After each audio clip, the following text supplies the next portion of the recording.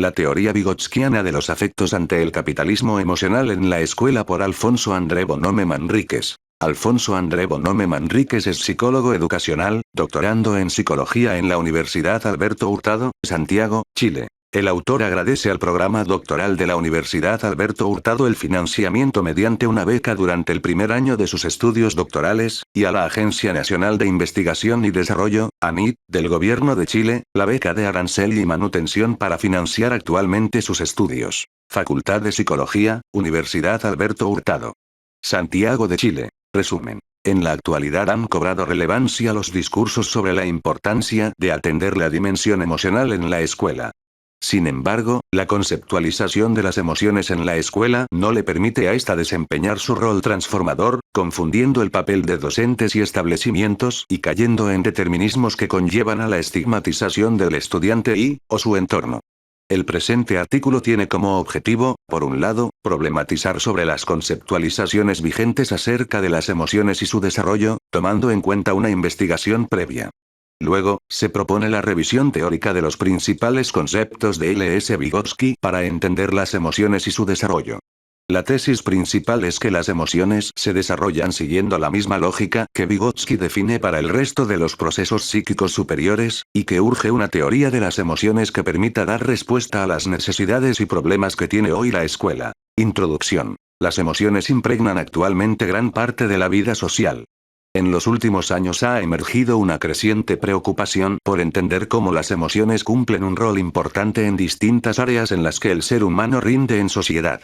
Esto se puede ver en cómo han proliferado en Chile nuevas líneas de investigación en lo que se denomina el desarrollo socioemocional, principalmente orientado al ámbito educacional. La relevancia de atender las emociones y el bienestar emocional en las aulas y escuelas se ve reflejada en las modificaciones que ha sufrido el sistema de medición de la calidad de la educación, SIMSE, que se aplica cada cierto tiempo a todos los establecimientos escolares con el fin de evaluar los resultados de aprendizaje a nivel nacional, Agencia de Calidad de la Educación, 2018. En el año 2014 se incorporó un cuestionario que mide indicadores de desarrollo personal y social en el que se encuentran los factores de autoestima académica, motivación escolar y convivencia escolar, entre otros, Agencia de Calidad de la Educación, 2014. Por esto, se puede apreciar la importancia que han ido adquiriendo los aspectos no académicos en la educación, que se enfocan principalmente en la relación de los estudiantes consigo mismos, con sus pares y con los profesores. Organizaciones internacionales tales como el Banco Mundial y la Organización para Cooperación y el Desarrollo Económico, OCDE, propulsan a los países a desarrollar propuestas de ley en cuanto a educación emocional. Países vecinos se han adherido a estas políticas y en Chile ya se encuentra en trámite un proyecto de ley de educación emocional. Por lo tanto, la preocupación por la dimensión emocional, o socioemocional, en la educación, actualmente se encuentra generalizada. Los jóvenes que tienen una base social pueden prosperar mejor en un marco laboral sumamente dinámico y determinado por las habilidades si perseveran y trabajan mucho, al controlar las emociones y adaptarse al cambio, también pueden estar más preparados para capear las tormentas de la vida, como la pérdida del empleo, la desintegración familiar, la internación y la victimización, OCDE, 2016, p. 26. Por lo anterior, han proliferado estudios sobre emociones en el campo educativo y psicológico. En una investigación realizada por Toledo y Bonome, 2019, en la que se revisaron 25 artículos de investigadores chilenos que versan sobre el desarrollo socioemocional vinculado a la educación, se encontró que los conceptos sobre emociones, en general, comparten tres aspectos centrales. A. La dominancia del paradigma cognitivo y el predominio del modelo de la inteligencia emocional, que entiende las emociones como una habilidad o competencia al servicio de la adaptabilidad. B. La incorporación de los objetivos de la salud mental en la escuela para legitimar la inserción de las emociones en el campo de la educación. Y, C. La reconfiguración de los roles del profesor y el estudiante en la escuela, incorporando las teorías del apego a la relación profesor-alumno, atribuyéndole una función terapéutica reparadora a dicha relación. El presente artículo propone una revisión crítica desde el alcance de estos hallazgos, desarrollando la problemática educacional derivada de ellos, mediante un marco teórico basado en las conceptualizaciones que subyacen a las ideas de emociones dominantes en el campo educativo. Luego se presenta una investigación teórica basada íntegramente en la obra de Lev Vygotsky con el objeto de sistematizar una teoría de las emociones desde dicho autor. Como objetivo del artículo, se pretende dar una respuesta a la problemática elaborada teniendo en cuenta el concepto de emociones que se desprende de la obra de Vygotsky, como alternativa a las teorías existentes, de modo que las escuelas tengan la posibilidad de promover un desarrollo socioafectivo, entendiendo la realidad situada de los estudiantes. La tesis que guía este propósito es que las emociones se involucran en procesos de desarrollo similares y mediante los mismos mecanismos que el resto de los procesos psíquicos superiores, y son fundamentales las nociones de monismo entre las funciones y sistemas psicológicos, de imaginación y la de transformación de las emociones, cognición e inteligencia emocional. Desde una mirada crítica, el predominio de una perspectiva cognitiva asociada al estudio de las emociones y su desarrollo impide, de manera categórica, una compleja conceptualización respecto de estas y la dimensión emocional de la escuela. Según Sisto, 2006, desde el paradigma de las ciencias cognitivas, el sujeto es entendido como un sistema de procesamiento de datos que consiste en ordenar y categorizar la realidad, por lo que el sujeto y el entorno funcionarían independientemente entre sí. Siguiendo a Palmero, 2003, una de las propuestas de esta perspectiva es la adaptación de los sujetos a la realidad, entendida como una mejor representación de esta a través de una implementación adecuada de las reglas de procesamiento, lo que supone realizar una evaluación y valoración correcta del entorno. Las ciencias cognitivas, que solían dejar fuera de su campo de estudio otros procesos psicológicos vinculados a la experiencia subjetiva del individuo como las emociones, con la introducción de la noción de inteligencia emocional, propuesta por Mayer y Salovey, 1990, logran superar las limitaciones de su campo de estudio, capitalizando, gracias sobre todo a la popularización del término a manos de Goleman, 2010, la dimensión emocional de los procesos humanos en diversas áreas de la actividad psicosocial, tales como son las empresas, la escuela, la formación militar, entre otras. El modelo de la IE es definido como la habilidad para evaluar las propias emociones y las de otros para discriminarlas y usar esa información para guiar el pensamiento y la acción. De esta manera, las emociones se introducen en la medida que sirven a la cognición como un elemento que se desglosa en una serie de habilidades orientadas a la consecución de objetivos en la vida cotidiana o la educación. Para ciertos investigadores chilenos, la IE sería una inteligencia genuina basada en el uso adaptativo de las emociones, de manera que el individuo pudiese solucionar problemas y adaptarse de forma eficaz al medio que le rodea. De esta manera las emociones son concebidas, por un lado, en cuanto a su función adaptativa y, por otro, como entidades oscuras que deben ser controladas y evaluadas. Desde este punto de vista, es posible hablar de emociones buenas y malas, emociones correctas e incorrectas, apropiadas e inapropiadas, etc. Al basarse en el modelo representacionista, esta teoría no cuestiona el sentido propio de la emoción, ni tampoco los aspectos políticos implicados en las condiciones de verdad para la representación adaptativa. Por otro lado, esta teoría obvia la posibilidad de transformar las emociones y el carácter productivo de estas para la transformación de la experiencia. Asimismo, desestima la posibilidad de que se pueden aprender e inventar emociones, por ello lo que se desestima también es el potencial transformador y creativo de la educación escolar. Teorías del apego y salud mental. La escuela del carenciado. Es posible apreciar que las teorías e investigaciones chilenas revisadas por Toledo y Bonome, 2019, estratifican el desarrollo emocional de acuerdo a cómo el entorno de origen nutre las habilidades emocionales del estudiante, y esto se hace sobre todo recurriendo a teorías psicológicas del vínculo y el apego. La teoría del apego tiene su origen en el campo de la psicología del desarrollo y fue elaborada por John Bowlby. Cabe señalar que si bien esta teoría surge a partir de las observaciones que el mismo Bowlby realiza con niños institucionalizados, lo cierto es que aporta orientaciones normativas respecto de cómo debe comportarse la figura significativa del niño, usualmente la madre, para prevenir en él un aparato psíquico disfuncional.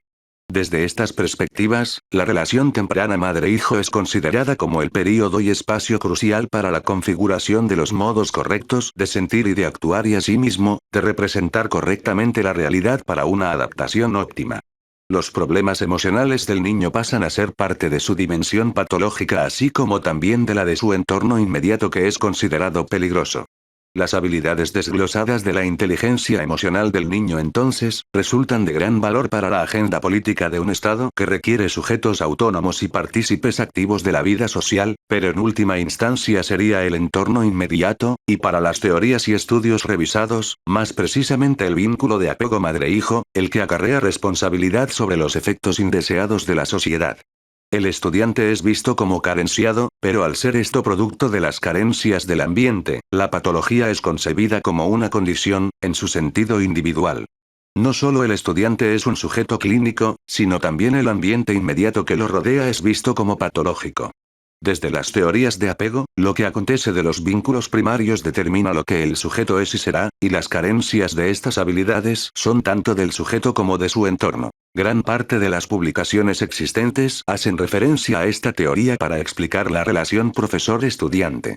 Así, los autores proponen que al ser el profesor una figura significativa para los alumnos, actualiza un importante rol de apego. El apego es dinámico, se enriquece, remodela y está sujeto a la experiencia de la persona, y dura toda la vida, por eso cuando los niños van ampliando su mundo fuera del hogar encuentran otras figuras de apego, como puede ser el profesor. El lenguaje clínico, desde el que derivan las teorías del apego, instalaría no solo una manera particular de entender los problemas educacionales vinculándolos a la inestabilidad del entorno o tipos de apego particulares, sino que también orientaría su forma de intervención. A problemas diagnosticados como emocionales no pueden no corresponderle soluciones emocionales. Quienes se instalan como los conocedores de las emociones, aquellos que saben cómo escucharlas y cómo sentirlas, serán los especialistas de las ciencias sí, y lo que deviene es un etos terapéutico en el que los problemas se conciben tautológicamente gracias a su determinismo emocional. La tautología que propone el etos terapéutico instala a la emoción como el origen de la carencia, tal como dice Med, 2015. El lenguaje cotidiano de la emoción se basa en la presunción de interioridad P31. Se deifica al psicólogo como aquel que puede ver al interior de la psiquis, o quien orienta al sujeto para que pueda buscar en su interior el origen de la emoción, identificarla, nombrarla, escucharla y explorarla. En el fondo, no cualquiera puede experimentar su emoción. Sobre los roles educativos. ¿Qué es del profe y qué es de la escuela? En un estudio llevado a cabo en una escuela ubicada en un sector que ha sido estigmatizado como pobre y marginal, dentro de la comuna de Villa Alemana, Chile, quinta región, muestran cómo los agentes educativos y la institución en sí misma transforman su rol de modo que éste se edifique en torno a una identidad del alumno configurada por sus carencias. La percepción que tiene la profesora acerca de su rol, corresponde a un rol que está abocado a suplir carencias del alumno, principalmente, en el ámbito familiar.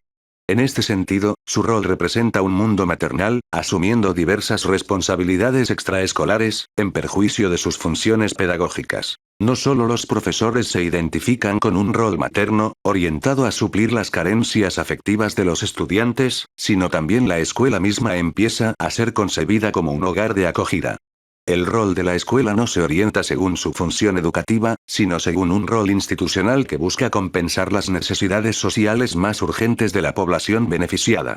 Es así que la escuela pierde su función transformadora respecto a las problemáticas sociales y se convierte, tal como se dijo, en un espacio de acogida orientada a contener las emociones derivadas de injusticias sociales y estigmatizaciones de las que el Estado debiese ser responsable. Bajo estos supuestos, las escuelas ahora deben hacerse cargo del famoso etos terapéutico y convertirse en verdaderas zonas de contención afectiva.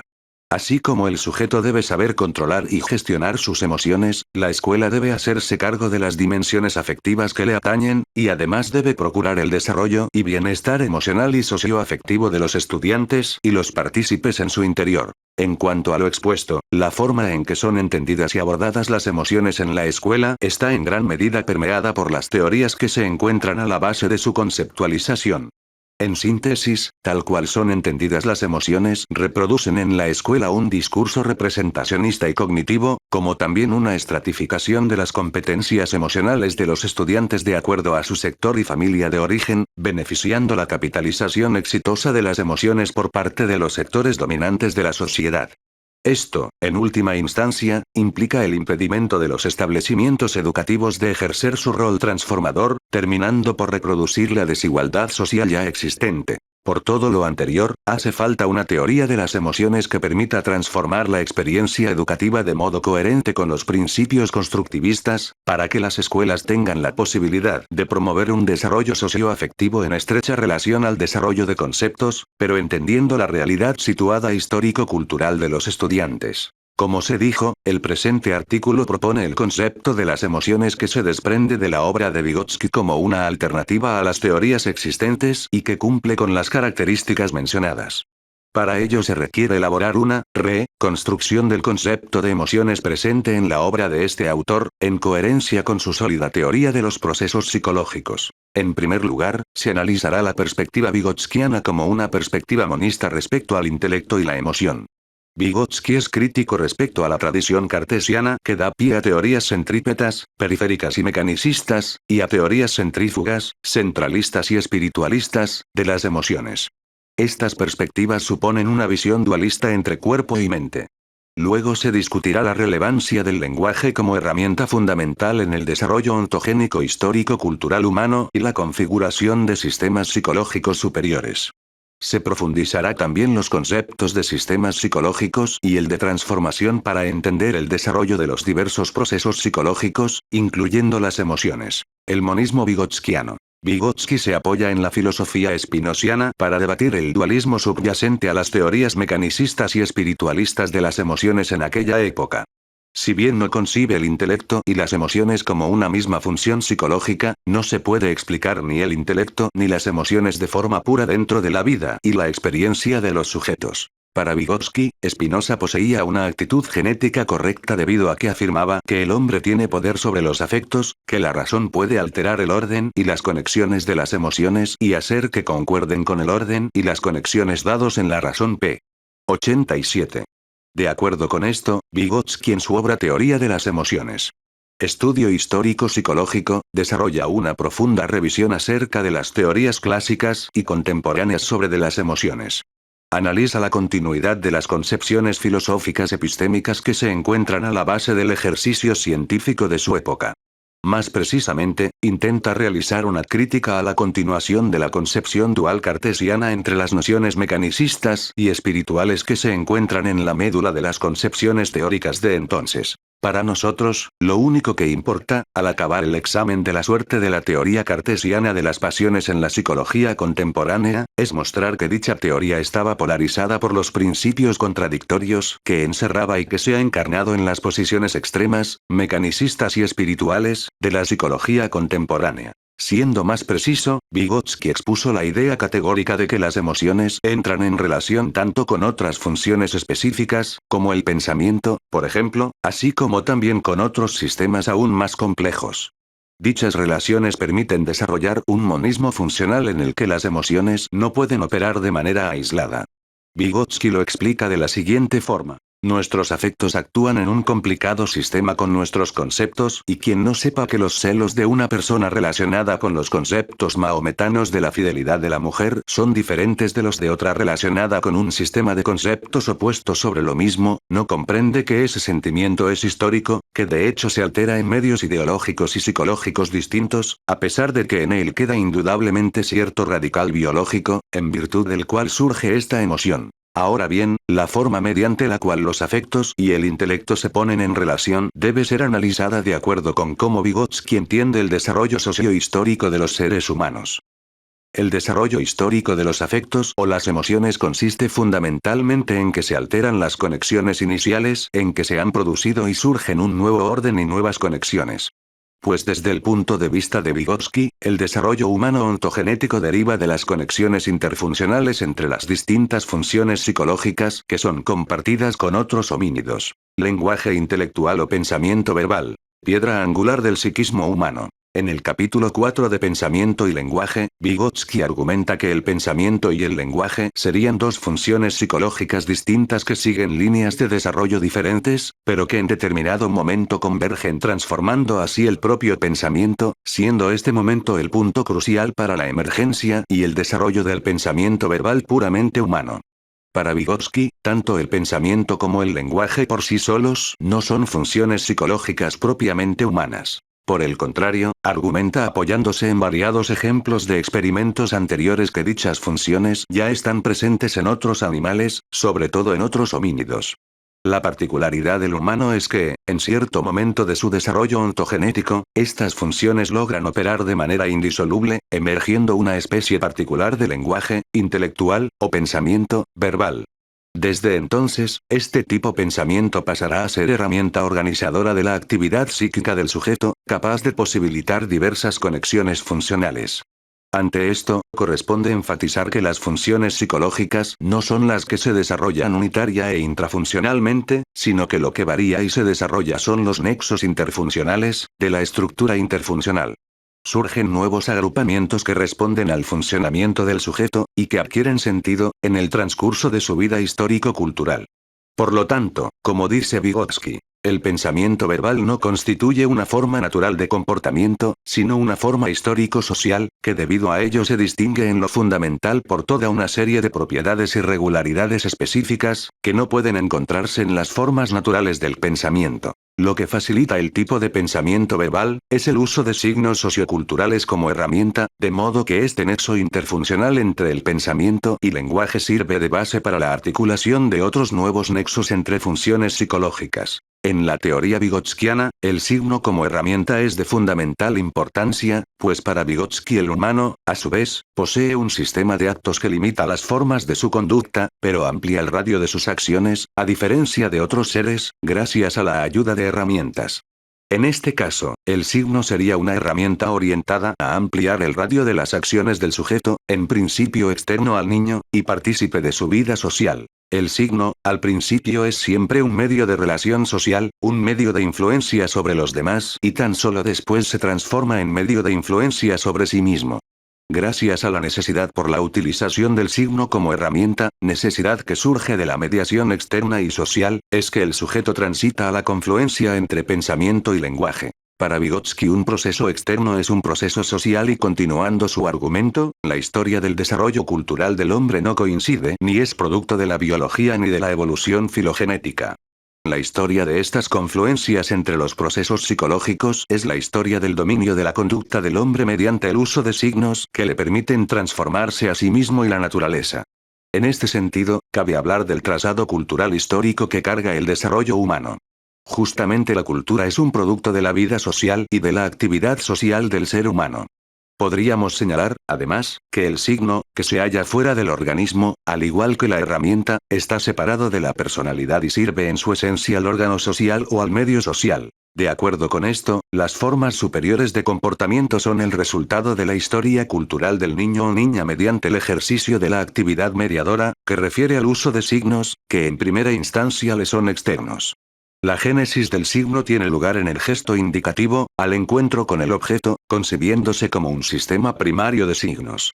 En la prehistoria del desarrollo del lenguaje escrito, Vygotsky analiza la génesis e historia del lenguaje escrito desde el gesto al signo y la emancipación de este, función simbólica, mediante el juego. Y luego el dibujo como lenguaje gráfico que antecede a la capacidad de dibujar palabras, lenguaje escrito.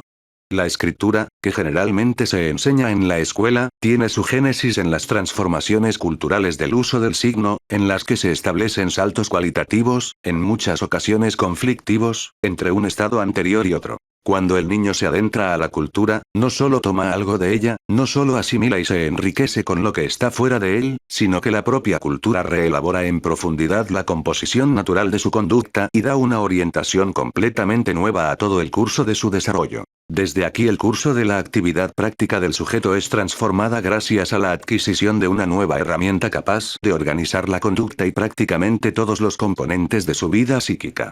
Vygotsky estudia el significado de la palabra como la unidad que responde a las propiedades inherentes del pensamiento verbal. Hemos encontrado esta unidad, que refleja la unión del pensamiento y el lenguaje, en la forma más simple, en el significado de la palabra. El significado de la palabra, como hemos intentado explicar anteriormente, es la unidad de ambos procesos, que no admite más descomposición y acerca de la cual no se puede decir que representa un fenómeno del lenguaje o del pensamiento. El significado de la palabra, entonces, corresponde a un fenómeno verbal e intelectual a la vez, cuya relevancia es que en ella el uso de signos se pone al servicio del sujeto en la realización de tareas específicas. La unidad arquitectónica de la estructura psíquica humana corresponde al significado de la palabra, pues en él encuentran unidad el pensamiento y el lenguaje. La conducta del sujeto puede ser controlada por este gracias al uso simbólico de la palabra, adquiriendo un dominio particular de su actividad sociocultural. El lenguaje se encuentra entonces con el pensamiento, que operaba independientemente con fines netamente prácticos, que en nada se distingue al de otros homínidos, en su implicancia sociohistórica, justamente en el signo, funcionando como entidad organizadora de toda la actividad humana. Nuestro análisis concede a la actividad simbólica una específica función organizadora que se introduce en el proceso del uso de instrumentos y produce nuevas formas de comportamiento. La actividad simbólica, entonces, engendra por vez primera formas humanas propias de utilización de instrumentos. El pensamiento verbal, que tiene como unidad el significado de la palabra, incorpora en la práctica intelectual del niño o niña una dimensión temporal entre la percepción y la conducta. En fases tempranas del desarrollo los procesos sensorial y motriz funcionan de manera idéntica y próxima, como un puro sistema sensorio-motriz. La particularidad, según Vygotsky, radica en que los procesos motores y sensoriales, interpretados en el plano psicológico, adquieren una relativa independencia mutua, relativa en el sentido de que ya no existe la unidad, la relación directa, propia del primer nivel de desarrollo. A simple vista esto parece una contradicción, sobre todo si se le compara con la relación entre pensamiento y lenguaje. No obstante, esto se relaciona con que la función sensorio-motriz funcionaría como un sistema primario entre dos funciones estrechamente relacionadas. Lo que ocurre luego no es una separación, ni tampoco una pérdida de estas funciones, sino una transformación en que cada una de estas, al entrar en relación con nuevas funciones, forman parte de un sistema aún más complejo, por lo que se establece no un corte, sino un cúmulo de nuevas posibilidades entre ambas. Los sistemas psicológicos y el desarrollo como transformación. Sobre los sistemas psicológicos, Vygotsky analiza las relaciones interfuncionales entre funciones psicológicas, capaces de formar sistemas psicológicos.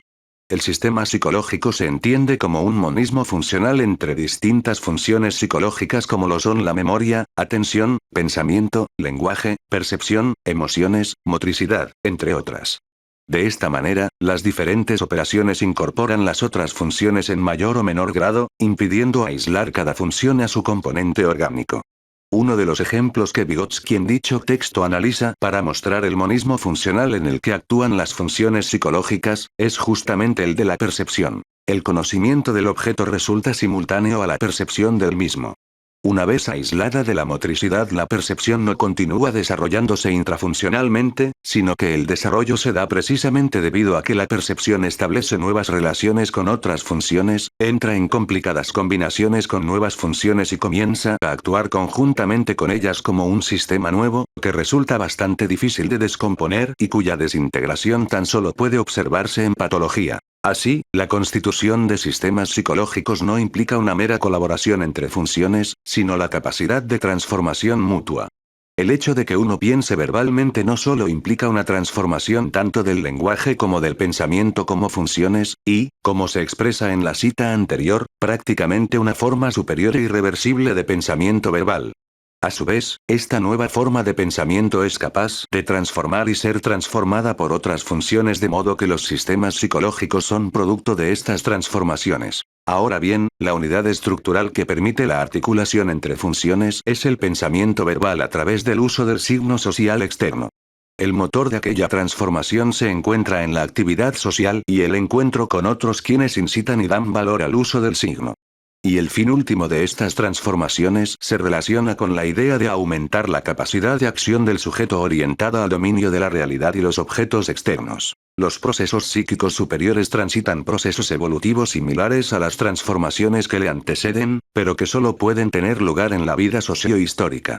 En este sentido, los procesos de dominio, como procesos psíquicos superiores, también se desarrollan, pero estos son análogos y hasta se derivan de la capacidad de dominio que el hombre tiene sobre la naturaleza. Queda admitir que nuestro dominio sobre los procesos propios del comportamiento se construye en esencial, de la misma manera que nuestro dominio sobre los procesos de la naturaleza, ya que el hombre que vive en sociedad está siempre sujeto a la influencia de otras personas. El proceso de desarrollo de estos dominios psíquicos se explica por las transformaciones de las funciones psíquicas al hacerse parte orgánica de un cuerpo sistémico en que participan. Y como tal, la capacidad de transformar nuestra voluntad es, en realidad, la capacidad que tienen los objetos, externos, de transformarla. Vygotsky lo expresa de este modo. El hombre, utilizando el poder de las cosas o estímulos sobre su conducta, pasa a dominar por mediación de ellos, su propio comportamiento. Dicho de otro modo, la inmensa peculiaridad de la voluntad consiste en que el hombre no tiene poder sobre su propia conducta, a excepción del poder que tienen las cosas sobre ella. Ahora bien, el nexo entre los mecanismos funcionales no solo aumenta la capacidad de nuestra conducta gracias a que se origina un sistema de relaciones que nos permite organizar y planificar nuestro comportamiento. Según la teoría vygotskiana, este sistema de funcionamiento no responde a lógicas de niveles de conciencia o diferencias en los tipos de pensamiento que nos permiten orientar la acción. Un ejemplo de esto es la crítica que desarrolla Vygotsky a la clásica distinción entre pensamiento autista y pensamiento lógico. La tradición clásica del psicoanálisis propone la existencia de una forma de producción imaginaria en la que el niño o niña crea imágenes de acuerdo con los principios de su pensamiento guiados primordialmente por el placer. Un tipo de pensamiento caracterizado por la supremacía del mundo interno y la satisfacción de placeres intrínsecos, denominado por Piaget como pensamiento autista. Únicamente gracias a los procesos de adquisición del lenguaje mediante medios socializadores, el niño puede transitar hacia un formato de pensamiento orientado a la realidad, mundo exterior, y los procesos lógicos compartidos socialmente. Pensamiento lógico. Vygotsky critica que la génesis de la imaginación esté relacionada con procesos irracionales, prelingüísticos, incomunicables y orientados por un placer innato. Para Vygotsky, este tipo de perspectivas considera al hombre como un ser que al principio no se desarrolla socialmente, sino a quien la actividad social se le agrega como algo externo, secundario. Por el contrario, Vygotsky entiende que la condición de posibilidad para el surgimiento de la imaginación es el dominio del lenguaje como herramienta y que no existiría algo así como un tipo de pensamiento en función de la satisfacción personal previa al dominio lenguaje. Según Vygotsky, previo al lenguaje no hay indicios de que la acción del niño se encuentre orientada a la satisfacción del placer ni al agotamiento de descargas energéticas primordiales. Más bien, no hay más que una orientación del niño hacia la satisfacción de formas simples de necesidades vitales que guardan relación con la actividad y conocimiento del mundo real. Entonces, estos tipos de pensamiento, que pueden ser entendidos como niveles temporales en el desarrollo y como agregados intrafuncionales, en que lo cultural se le agrega a un tipo de pensamiento primitivo, instintivo, deben entenderse como un solo proceso que adquiere cualidad de acuerdo con la funcionalidad del pensamiento en su despliegue sociocultural. El dominio del lenguaje no deriva de un proceso de socialización que reprime los impulsos primitivos del sujeto, ni que funciona como tamiz del intelecto cultural. Tampoco refiere a que la imaginación sea un sustrato indeseable dominado por deseos y placeres inconscientes que amenazan por refrenar la actividad productiva del hombre. La imaginación, en cambio, constituye para Vygotsky un proceso en el cual las emociones juegan un rol fundamental dentro de un sistema tanto afectivo como intelectual, tan creativo como realista. Por ello, la imaginación es una forma particular de pensamiento orientado a la vida práctica, que se caracteriza no por una mejor conexión con el aspecto emocional, no por su grado menor de conciencia, no por un grado menor ni mayor de concreción. Esas cualidades se manifiestan también en las distintas etapas del desarrollo del pensamiento. El desarrollo de la imaginación coincide en cierta medida con el desarrollo del pensamiento entendido como la convergencia entre pensamiento y lenguaje. Al igual que el desarrollo del pensamiento infantil, en el desarrollo de la imaginación, el momento crítico principal coincide con la aparición del lenguaje. La edad escolar es el punto crucial en el desarrollo del pensamiento infantil realista y autista. Dicho de otro modo, vemos que el pensamiento lógico y el pensamiento autista se desarrollan en una excepcional y estrecha relación. La imaginación funciona como un proceso en que las emociones son transformadas y estas mismas transforman el pensamiento, ampliando el rango espacial en que éste y nuestra capacidad de acción operan. Emociones. Vygotsky concuerda con la noción de Spinoza sobre las emociones, para quien los afectos son un estado del cuerpo que aumentan o disminuyen la capacidad de actuar del propio cuerpo, favoreciéndola o limitándola y al mismo tiempo las ideas de estos estados. No obstante, estos estados del cuerpo son mucho más que simples estados. La transformación de dichos estados que aumentan la capacidad de acción no tiene tanto que ver con la capacidad del sujeto para controlar, organizar y planificar su conducta. Cabría tener en cuenta lo que en teoría de las emociones Vygotsky intenta destacar respecto a estos estados o cambios corporales relacionados con los afectos. El quid de la cuestión consiste, por consiguiente, no en la existencia de estos cambios durante las emociones, sino en la actitud de estos cambios corporales hacia el contenido psíquico y la estructura de las emociones, por un lado, y a su significado funcional, por otro. No es lo relevante la existencia o no de esos estados, sino de la relación que tienen las emociones o afectos dentro del sistema psicológico particular, así como también el sentido que dicha función imprime a la actividad humana. Cuando Vygotsky habla de aumentar la capacidad de acción, seguramente no solo refiere a las posibilidades que se abren dentro del espacio entre lo sensorio-motriz, como control de la conducta, ni tampoco una mera posibilidad de planificar la acción. Argumentaré usando a Vygotsky que la capacidad de aumentar la acción permite el funcionamiento de un complejo sistema no solo relacionado con el dominio de la conducta, pese a que esto pueda ser considerado su psicogénesis, sino que también emerge la posibilidad de planear, imaginar, pensar en mundos posibles, incluso soñar despiertos las posibilidades del mundo o lo que el mundo, o nuestro mundo, podría haber sido. Ahora bien, hemos visto que las emociones son transformadas por el intelecto mediante el desarrollo del dominio de la conducta, la imaginación, la voluntad y el sentido. Las emociones no son simples descargas, sino que en todo momento son producidas, creadas, transformadas, mediatizadas, etc., sin que éstas pierdan su fuerte radical biológico material. Gracias al enriquecimiento y los cambios en los usos del lenguaje en el desarrollo sociocultural, éstas cobran nuevas relaciones para su transformación. La reacción emocional es el resultado singular de una estructura concreta del proceso psíquico. En este sentido, la transformación íntegra de la estructura del proceso psíquico determina el curso del desarrollo de la reacción emocional, transformándola también. Esta tesis propone que las emociones se desarrollan, se transforman, se aprenden, gracias y mediante los mismos mecanismos que Vygotsky describe para el resto de las funciones psíquicas superiores. Por ende, cobra relevancia el papel que tiene el sistema escolar en la promoción de nuevas formas de pensamiento, pues en la escuela es donde el niño puede pensar minuciosamente algo en forma imaginada, antes de llevarlo a cabo.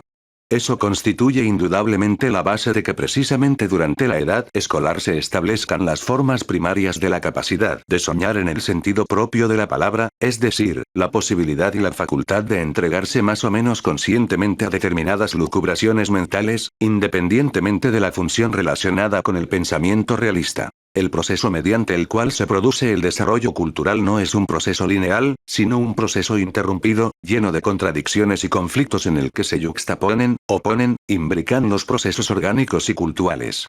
Esto último tiene efectos e implicaciones concretas para el sistema educativo, pues en efecto, para la educación no es lo mismo que el niño pase en línea recta del balbuceo a la palabra o de la percepción de la figura numérica al sistema decimal. En el aprendizaje escolar, tal como se imbrican procesos intelectuales complejos con otros más o menos sencillos, así también es posible transformar las emociones, como también producir emociones gracias al uso de dimensiones imaginarias complejas dotadas por el sistema escolar. Las formas de enseñanza requieren ser pensadas como técnicas sociales de afección, así como Vygotsky concibe a la obra de arte, que afectan y que transforman las formas de pensar, imaginar y emocionarse, arraigadas a una situación social específica de aprendizaje y desarrollo histórico, y culturalmente diseñados para tal efecto. El desarrollo íntegro de cada función y sistema psicológico no es independiente de cada uno, sino que el desarrollo de los procesos psíquicos superiores refiere al desarrollo de un todo orgánico que sufre nuevas transformaciones, mutaciones y conjunciones de manera dinámica, pero no predeterminada ni de forma arbitraria, sino situada en procesos histórico-culturales de afección social. Discusión y conclusiones. Una primera lectura de la teoría vygotskiana corre el riesgo de entender la relación del pensamiento, como pensamiento verbal, y las emociones desde la misma lógica del control de la conducta, y es que el lenguaje y pensamiento se vinculan con las emociones de un modo que efectivamente se encuentra estrechamente ligado con la pregunta acerca del desarrollo de la voluntad en Vygotsky. De este modo, la teoría vygotskiana podría seguir la misma lógica representacionalista de las ciencias cognitivas y de regulación y gestión emocional de la inteligencia emocional. Sin embargo, al haber analizado los textos orientados al resto de los procesos superiores, vemos que Vygotsky entiende los procesos de desarrollo más como transformaciones que como un desarrollo progresivo y lineal en cuanto a sus cualidades. En segundo lugar, argumentar que las emociones se transforman gracias a la vía del desarrollo histórico, cultural y social en la ontogénesis, y que estas transformaciones refieren más a saltos, o rupturas, que pueden ser vistas como conflictivas respecto del desarrollo orgánico del sujeto, permite entender la educación escolar como una vía transformadora productiva, que no se paraliza ante los problemas que el niño porta desde su entorno inmediato, ni que orienta el foco hacia sus déficits y condiciones. Más bien permite pensar la educación como un sistema que analice positivamente su personalidad del estudiante y la posibilidad de crear vías de desarrollo colaterales, de rodeo. Si bien en el contexto del fragmento citado Vygotsky refiere a niños y niñas con algún tipo de déficit orgánico, esto último no constituye el quid de la cuestión, pues el foco está en que los medios culturales de afección presumen ciertas condiciones, ya sean biológicas o sociales de los cuerpos, como puede ser lo que esperamos del vínculo temprano o la educación de la casa, pero que en muchos casos no tienen ni deben tener precisamente consonancia ni armonía para la concreción de las transformaciones que el medio histórico social promueve desarrollar. Esto último se vincula con la concepción de situación social del desarrollo, rescatada por González Rey, 2000, para quien el concepto de vivencia en Vygotsky resulta fundamental para entender el sentido que tienen las transformaciones de los sistemas psicológicos en la situación contextual del aprendizaje presente sobre todo en la tarea como ejercicio de afección. Las teorías de apego, como se ha visto, se basan en la psicogénesis de las competencias socioemocionales en el desarrollo temprano, en general sustentadas en la continuidad ontogénica armónica del desarrollo filogenético del individuo puesta en la relación y el vínculo madre-hijo, naturalizando el rol irreversible que tiene la madre, o el cuidador inmediato, en el futuro desarrollo del sujeto. Ante esto, se instala un cierto determinismo, que muchas veces justifica que la escuela descanse en labores de contención afectiva o potenciando la estigmatización social al individualizar el problema como déficit. En el mejor de los casos, se le confiere al docente, o al cuidador de turno, reactualizar el rol de apego, cumpliendo una función terapéutica. Como respuesta, Vygotsky permite relativizar tanto el rol de los cuidadores ante el desarrollo del niño, desnaturalizando este proceso y situándolo en el plano del desarrollo histórico-cultural. Por otro, tanto el proceso de desarrollo ontogenético primario como el desarrollo orgánico son transformados y conflictuados en el encuentro con otros medios superiores de transformación y desarrollo de procesos psíquicos superiores.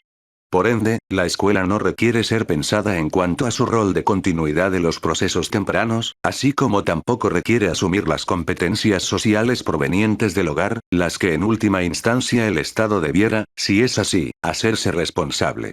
Tampoco es rol de la escuela compensar dichas carencias emocionales, sino pensar en la posibilidad de crear vías laterales de desarrollo y que allí donde el desarrollo orgánico resulta imposible, hay infinitas posibilidades para el desarrollo cultural y su transformación.